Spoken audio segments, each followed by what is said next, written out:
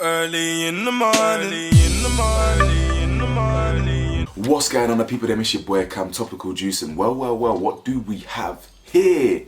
What do we have here?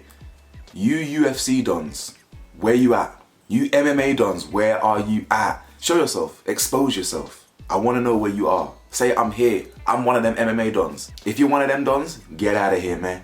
Get out of here, man. There's no place for any UFC dons in boxing. Now, don't get it twisted. There's no place for any boxers in UFC. If AJ got in the ring with Ngannou in the flipping octagon, finished. Yeah. If Fury gets in the ring with Ngannou in the octagon, finished. Yeah. But we're not talking about that. We're talking about all the UFC people that come into boxing thinking that they can take over. And Francis Ngannou got what he was supposed to get with Fury. And AJ did what he had to do. So guys, we're going to get into this. We're going to get into this fight. I'm going to give you my review of the fight. And I'm going to give you my opinion on the fighting landscape. And yeah, we're going to go from there. So guys, like the video for me. It takes half a second and it makes such a massive difference on how the video performs in the YouTube algorithm. Smash that subscribe button. It's road to 50k. You're done now already. Merchandise in the description below.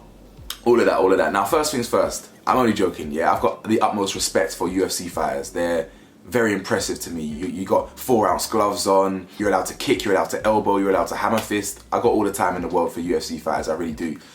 But the reality is, yeah, no UFC fighter is going to be trained like a boxer when it comes to actual boxing. That's the reality. Yeah, there's some people who can throw a bang in UFC for sure. There's some people who can punch. Let's not get that twisted. There's some people who really can punch and who've got good form in boxing. Good boxing form in UFC. But that's all it is really. It's great boxing form in UFC. The reality is that never translates into real boxing. The conditioning for real boxing is different. The techniques, the sweet science is different. The endurance is different. It's just different. It's like Michael Phelps, yeah. Is that his name? Andrew Phelps. No, wait, Michael Phelps? Listen, it's one of them Phelps, man, yeah. It's like the Phelps guy from America doing diving, like Tom Daley. Yeah, the sports look similar. You're both in water. But the reality is, they're very different. You know what I'm saying? That's what it is. Now, talking about the fight, I'm so happy AJ did this. If you watch my old boxing videos, yeah, when I've spoken about some of the fights in the past, you'll know that I've always supported the idea that if AJ is trained correctly, no one beats AJ. When he's trained properly, when he optimizes his physique, no one can beat him. I believe it. I've been saying that for years. But what can I say? AJ hasn't been impressive the last 5 years. I was at the Vlad fight. I was at the Vlad fight where he beat Vlad, where he came up off the canvas to win, right? And that was a proper great fight. It was a fantastic fight. He had to dig deep. But I remember him saying something after that fight. I remember him saying something like, oh, I don't know, I didn't really like getting hit that much. You know, that was quite difficult. You know, I'd rather blah, blah, blah. And he basically, from that moment, he changed his fighting style. And I did think, I remember specifically in that moment, hearing that. And I remember thinking, I don't like that mentality. So I've always supported AJ, but for the last couple of years, I wasn't impressed. I wasn't impressed with AJ. His rematch with Ruiz, he was very tentative, he was shook. I wasn't impressed. I wasn't impressed with his Pulev fight. Yeah, he got him out of there, but he could have got him out of there much sooner. I wasn't impressed with the Franklin fight. I wasn't impressed with the Helenius fight. So here I am supporting AJ all the way back since 2011, 2012. And the last few years, I was losing my faith a little bit. I was thinking, you know what, AJ he ain't got the heart for it. He ain't got the head for it. And I'm so happy to see this back. The Wallin fight gave me hope. I was thinking, yeah, this is the AJ of old. Now I know AJ hates to be called the AJ of old, but that's just the reality, man. This is the facts. When you change your fighting stance for a few years and you're dancing and doing ballet in the ring, it ain't good. But when you go back to destroying people the way you should be destroying people, the way your body shape and your frame and all that should be destroying people, you are back. You know what I'm saying? I've got no problem saying you're back. I've supported you your whole career. You know what I'm saying? So AJ's back now. And after the Wallin fight, I was happy, I was impressed, and I thought, but there's still more he can give. Fury struggled with Ngannou. We know that, it's alleged that Fury didn't take Ngannou serious. I don't know how much I buy that. Yeah, Fury, he's hot and cold when it comes to his training camps, but I think he took him half serious. I definitely think he took him, he claims he took him serious. So people just love giving excuses to Fury. They love justifying him. When the reality is, he's told you himself that he did take Ngannou serious. Yeah, I think he said something happened in the fight that he doesn't want to give excuses for or something like that, whatever. But ultimately, he says that he did train for Ngannou. And what do we know about Fury's fight with Ngannou? He got put on his arse and arguably lost. Fury got dumped on his arse by the MMA fighter, yeah? The alleged best fighter of our generation, Fury. Yeah, he can beat AJ with his eyes closed, yeah? Yeah? Interesting, because He struggled badly with Wallin. Massive cut on his eye, didn't he? Really struggled. Choked over the line to a points win. Struggled with Ngannou. Got put on his ass. Yeah? The MMA fighter put him on his ass. He struggled with him. AJ goes in there and dismantles both of them back to back. I've always believed, that AJ does beat Fury. I have always believed that. Even when all the haters said he wouldn't. I actually believe AJ beats Fury. Now, the AJ of a couple of years ago would have got smoked on Fury. But this AJ, this current AJ on his current form, where he's not caring about the media too tough, he doesn't care about optics of things, doesn't really care, he just wants to go in there and fight. He beats Fury. That's my belief in it. That's my belief. Now, you can believe whatever you want, but with Ben Davidson, I'm pretty impressed, man. I can't lie. Like, I thought Fury had to leave Ben. And when he did leave Ben, he improved. Ben's not an impressive coach to me. I think he's a bit like an industry plant. He just suddenly kind of came up. Obviously, he's got connections with Kinahan, connections with Fury at the time. So people, boxing's a corrupt sport. I didn't really understand where Ben just came from. I thought he's a very mediocre trainer. But I have to admit, he's turned AJ around. I don't know if it's just the way his training style, or maybe he's just very blunt with the way he directs AJ. But he's helped AJ. What can I say? He's improved AJ 100%. Shout out Ben. Honestly, big up Ben. Because I had no faith in him. I thought, what? What's he doing with Ben? No way. Now, getting to the fight now, that went down pretty much how I thought it would go down. Minus Ngannou getting sparked out, basically. Ngannou, let's get this straight. Ngannou, Elon Musk has already contacted Ngannou. He said, Ngannou, how on earth did you manage to transport your consciousness to Mars? I'm trying to build the technology right now to get to Mars at Tesla. I'm struggling. I need to get to Mars, and you've been there. How do I get to Mars?